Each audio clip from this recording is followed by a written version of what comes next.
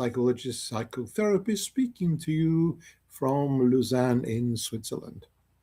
So, tonight I have a treat for you, which is the second half of my case study, which I'm very quite pleased and proud of because of the animation that I've managed to put together for this. I think it's quite nicely done. And people have asked, why is it so important that I show this case study? And what I've said is that this case study is very important because it's basically a true story. Now, it's very difficult having a true story with obviously a medical secret. Hi, good evening. And it's important that we take true stories. And of course, I change them because a medical secret is you don't tell other people what other people's business is and their stories. But this story struck me so much that it is also one of my greatest successes, as you might say. It's my overnight success.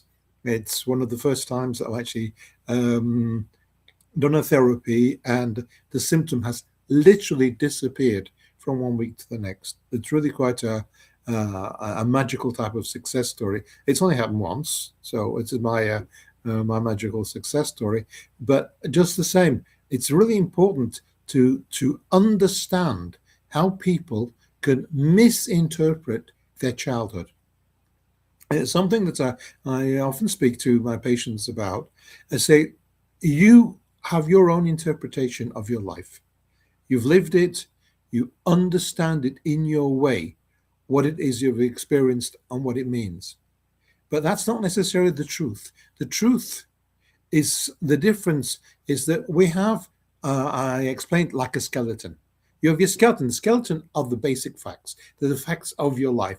Those are no, I don't question them. My patients bring me their stories. They bring the stories. And from that, I build a structure. And then they tell me what they think it means, which is like having skin and hair and eyes and makeup on. And I listen to them and I look at the shape of their lives and I look at the shape of the skeleton. And very often it just doesn't match. And they can't see it doesn't match because that's what they've lived, that's what they've experienced, that's what they believe to be true. So my logic, trying to make sure the chat is on. So if anybody wants to say anything and send me a message or anything like that, I can see what you're writing. So, and then I say, okay, let's take just the skeleton. Let's take the facts and let's build a reality based on those facts.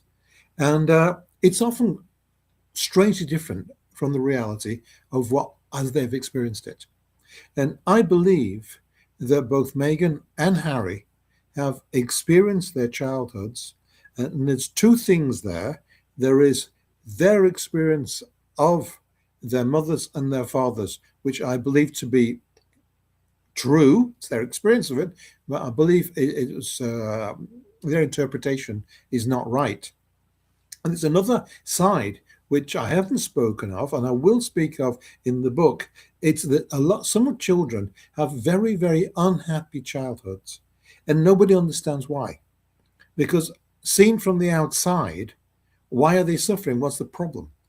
And the problem is that the adults seeing someone's life cannot understand how that child's life can be very, very unhappy when the adult is having a normal, it seems like a normal life. And I had a patient once came to me and she said that she's having problems with her daughter. And the daughter has been very difficult and always complaining and they're never satisfied. And I said, well, what's the problem? She says, well, my daughter says she's had an unhappy childhood. And there's no way. I've been there. I've been looking after her. Her father's been there looking after her. There's no way. And then I said, okay, explain to me the story. Explain to me how she has experienced her life. And the woman husband was in the armed forces, and he got changed from post to post.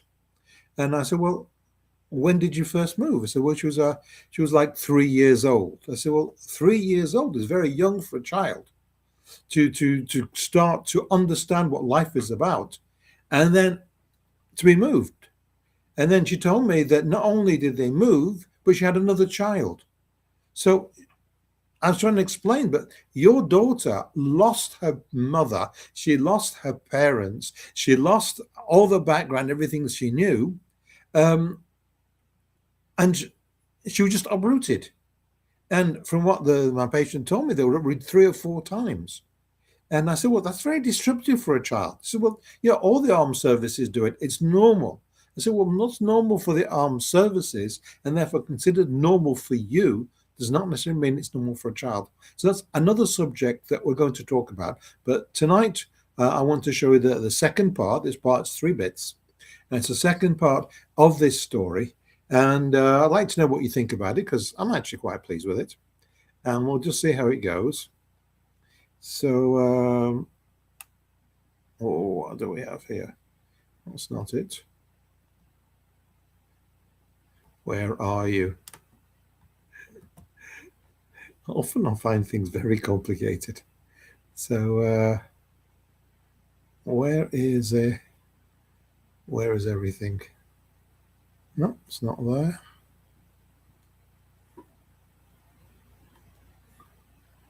It's supposed to be here somewhere.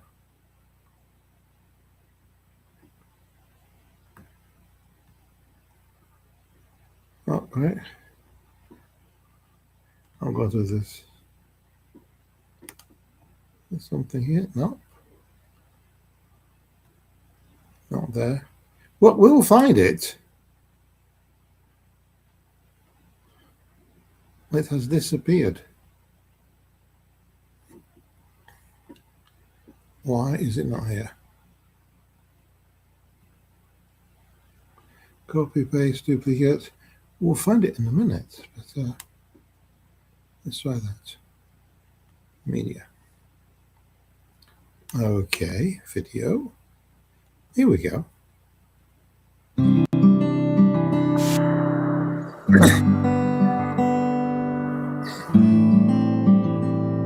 Who is Meghan Markle?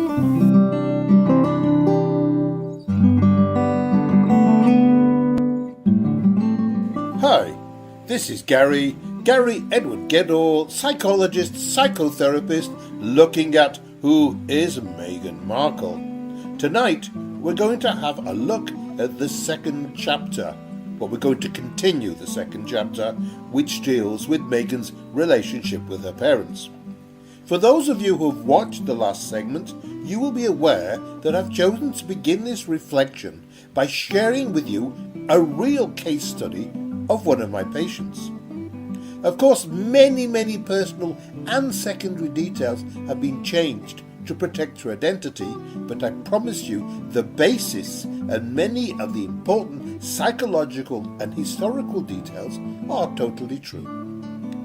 For those who missed last week or have forgotten, I put together a short recap. I cannot sleep unless I am breathing in the smell, the odor of my teddy bear. Sometimes I turn over and I can't sleep.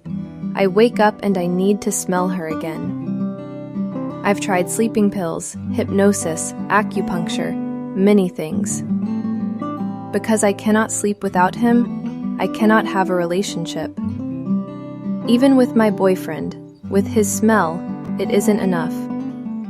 When I was very young, I used to take the teddy bear to bed. I didn't spend much time with my mother. I spent more time with my father. My mother wasn't really very available. She worked mornings, weekends. She would pick me up, let me watch television, then go to bed because she was tired. After a while, my parents split up. I had to go and live with my father. My father was very strict, very tough on me about my homework. Every weekend he took me riding, but he would just stand and watch, smoking his pipe. When my mother came, we would buy toys, have ice creams, do things Dad didn't like. Once she took me to Disney World. and when we were there, I think, oh, the police came in Disney. Once she took me to Disney World. Without your father? Sure, she came, and it was a holiday day, and I was on holiday, and she said, "Come on, let's go to Disney." In Florida? Of course, let's go. And we just went. We went on an aeroplane, and when we were there, I think, oh, the police came in Disney. What do you mean the police came in Disney? Well, it seems that she hadn't told Dad that she was taking me, and he'd sent the police. And the police had found out that she'd taken a plane with me to Disney, and the police came. I don't know why. It was really horrible. My father, often. Dad was horrible. Okay. And then what happened? Well, the police said it was okay, because it was okay. But it's really scared me. And I thought it was horrible of him to do that for no reason. But did your mother inform him or tell him you were going to Disney? No. She just said it was a good idea, and she had the money, and it was her day with me, and she could do what she wanted. So we went to Disney, and it was great, except for the police. And so your mother came from time to time? It was so great. She was so fun. And then she would leave, and I would be stuck with Dad, who was really boring and no fun. And that's how it was. Well, after, when I was about to go to high school, Dad's mom died. And then we moved back to the village where we lived. Oh, so you moved back to the main village where your mother lived? Yeah. And so you went to stay with your mother? No, I never went to stay with Mom. Never? Never. In holidays and things, you didn't go and stay with her when you were in the city? No, it just didn't work that way. So anyway, but when you went back to live in the same town, why didn't you go and live with her? Well, you see, the high school was really close to where Grandma's house is, so that was why I stayed there. So you never went and stayed with your mother after you left as a child? No, why should I? No reason. And you went to university? Yeah, of course I did. Because you had good grades? Well, yeah, I worked hard. Didn't you think that your father helped you get good grades? I don't know. He made me work hard. I worked hard and I got good grades. So it was my work. That's what Mum said. Mum said that I deserved it because of the hard work I'd done. And your father, there was no appreciation for what he did? Why? He did it because it was good for him, and he saved money, and he was mean with me. I said, okay. So I listened to this story, and I thought about this story. And then I said something that she didn't like. I said, I've listened to your story. I've listened to your interpretation of what happened. But my job is to listen to the facts and leave the interpretation to the side. Everybody has their own interpretations. My reading of your story is that your mother abandoned you and your father looked after you in an incredibly caring and appropriate way. No way. No way. That wasn't how it was. That wasn't how it was at all. Wasn't it? Your father took you because it was too mean to pay child maintenance. Have you any idea how much it cost to keep a child in the city? How much it cost to join a ranch? How much it cost every week to go riding?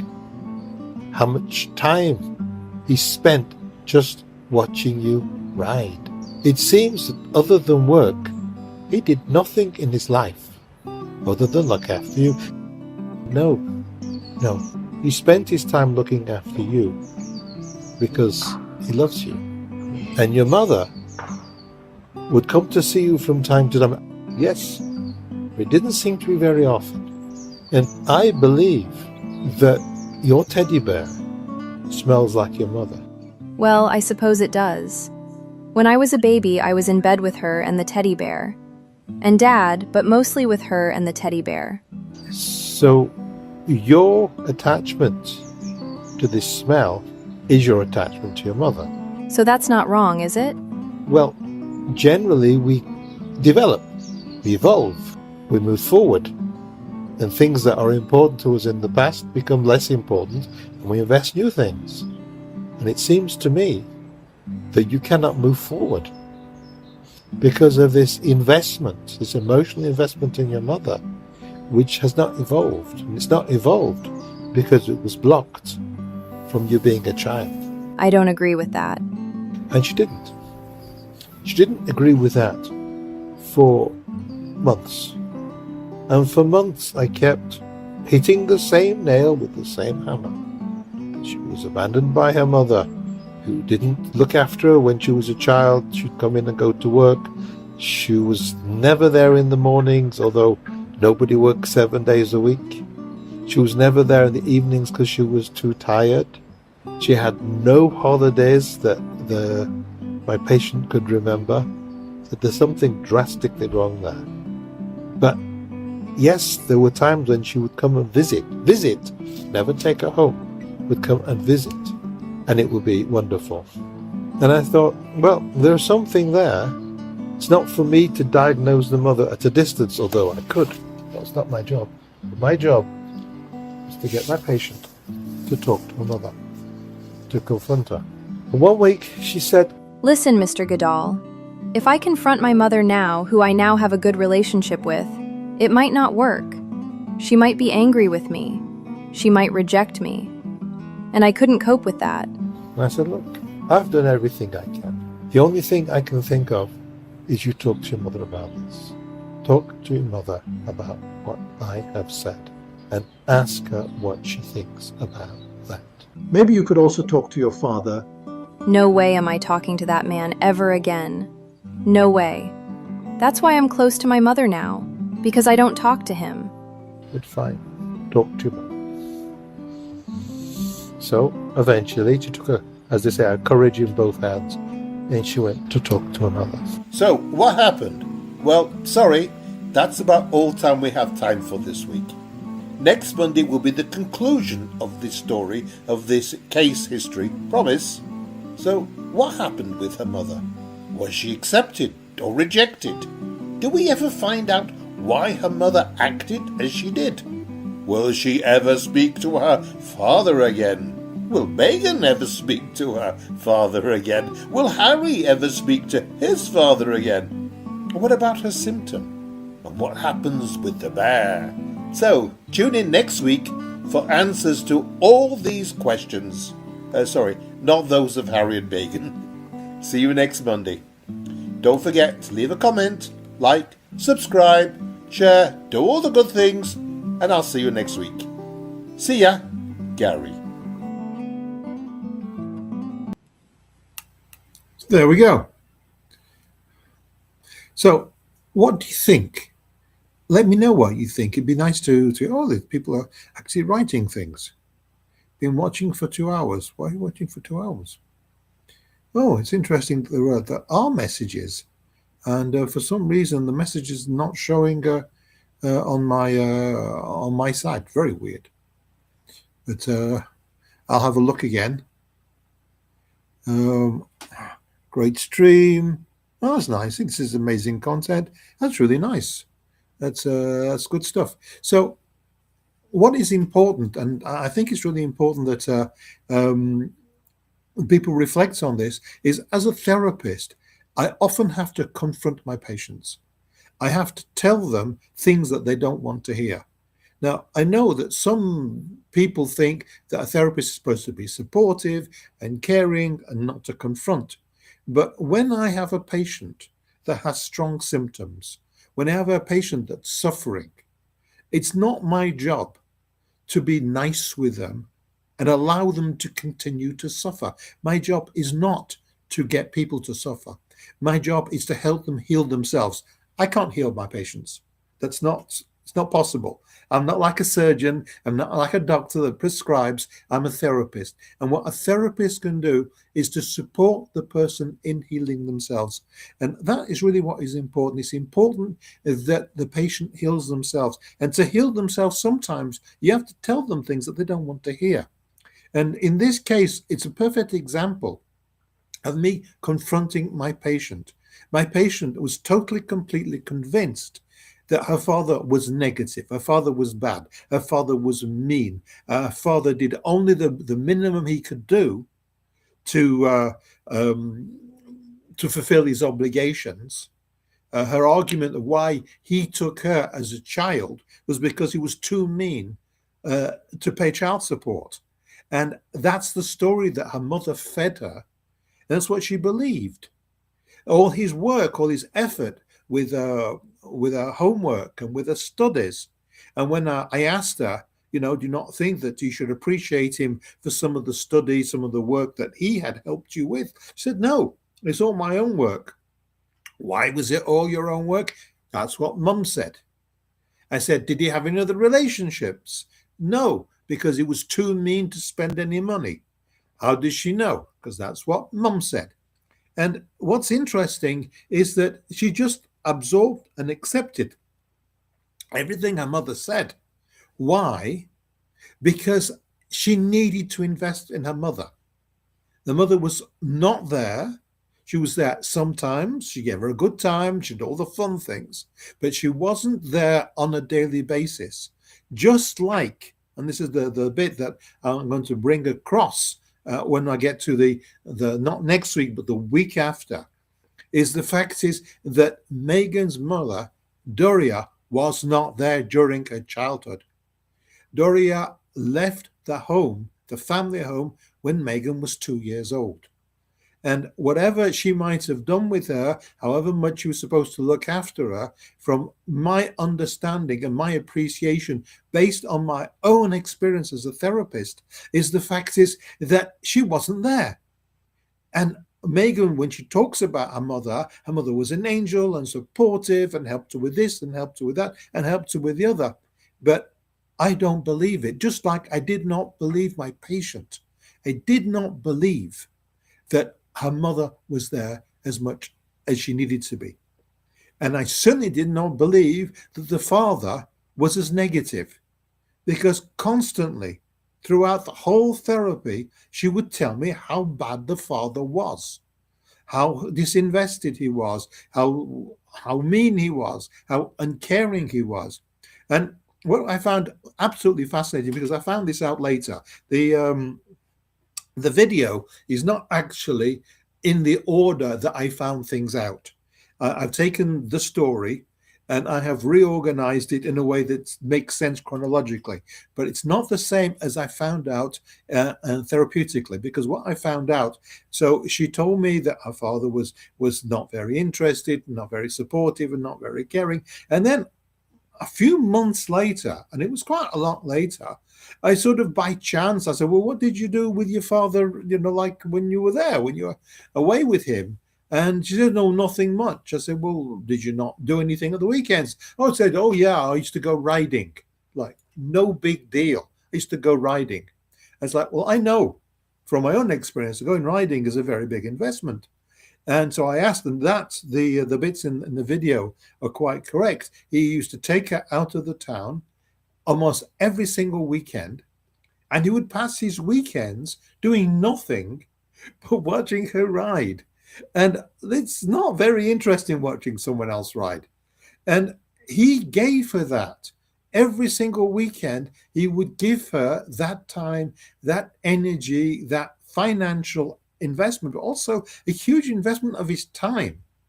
And a lot of parents, especially when the children get a bit older, that they find things for the kids to do without them, so they have the weekends for themselves, because the mother, and we'll find out next week exactly why, promise you that, the mother, she was only there from time to time. She was there very rarely. So the father, he was the only parent almost 24/7.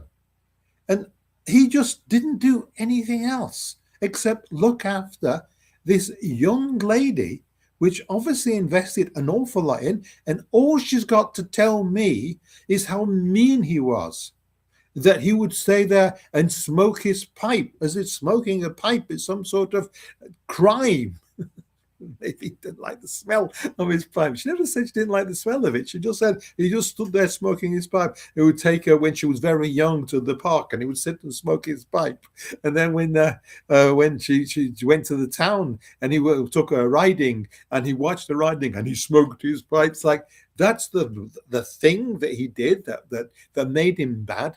So this sort of way of seeing life, that she saw her father as uninvested and not very positive, and her mother was this wonderful angel. And that is, from my point of view, exactly the same type of vision that Meghan Markle has of her parents. She won't see her father, just like this woman wouldn't see her father. Have a good relationship with her mother now. I don't want to go and see my father because that's the way it is. It's as if, I mean, she's made the choice. And Harry, poor bugger, yes, he lost his mother when he was 8. She died in that horrible car accident. I was sort of remember it. I remember where I was at the time. It's like it was sort of a trauma for me.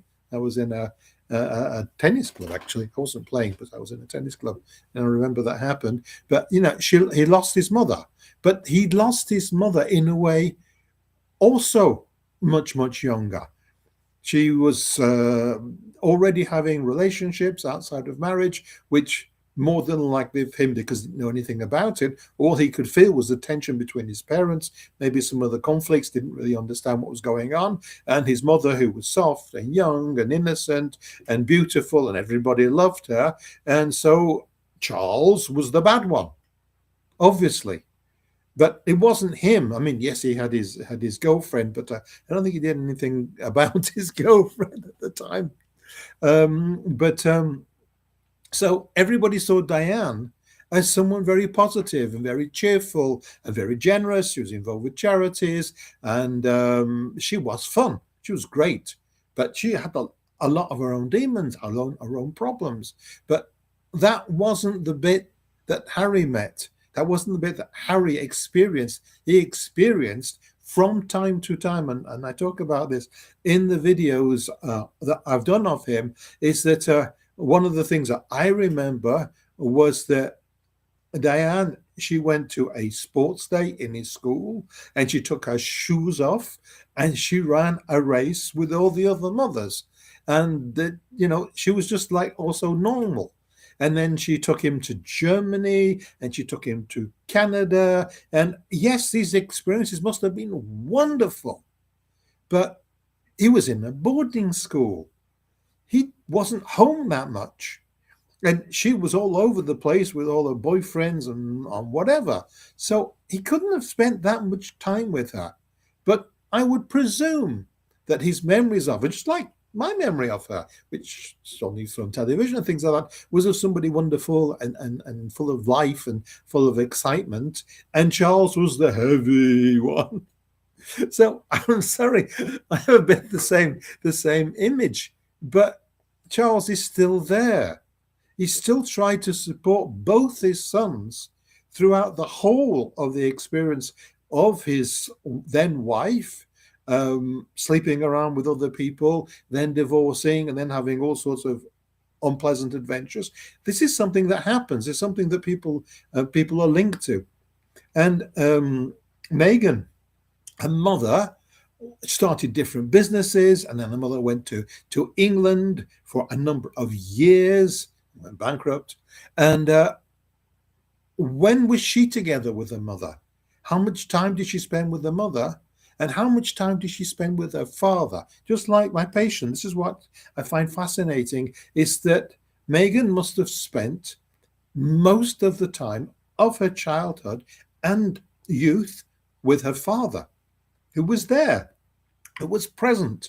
And also, when she was about 9, he became very rich, which is not bad.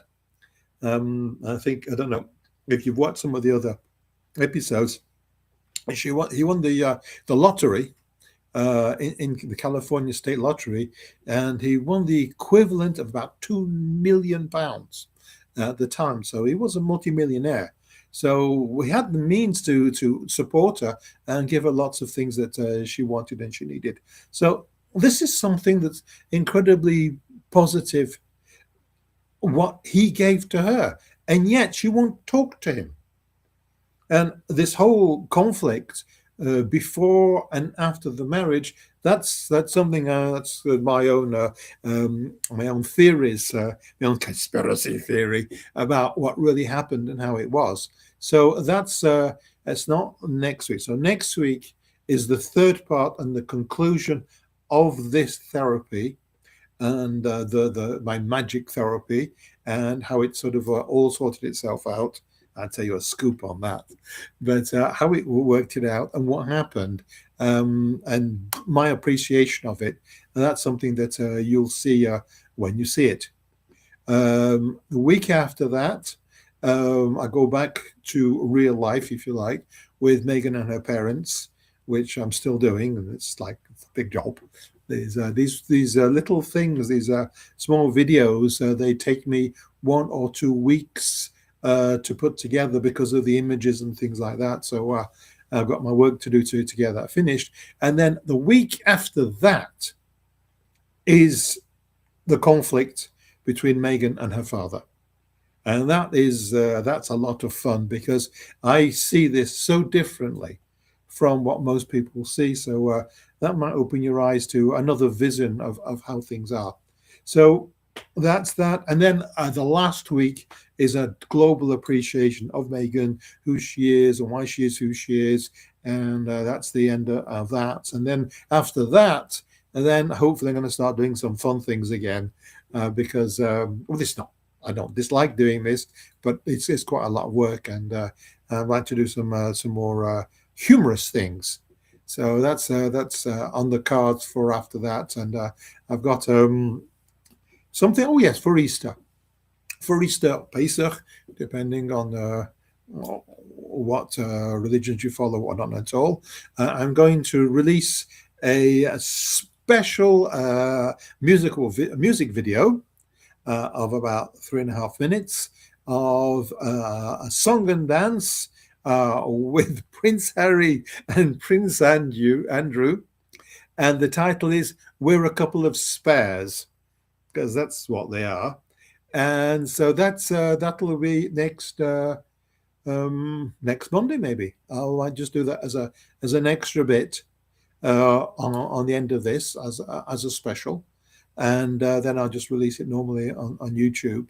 So I'll come for that because it's that I'm quite pleased with that. It's not perfect.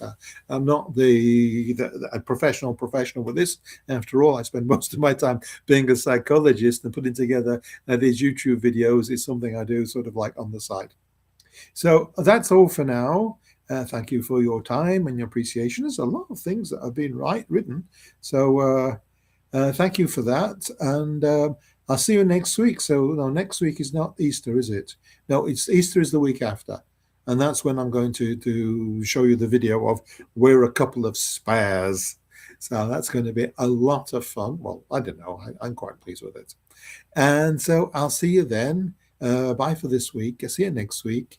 I find it interesting there's all these things being written. I can't actually read what's being written. It's too small. I should put my glasses on.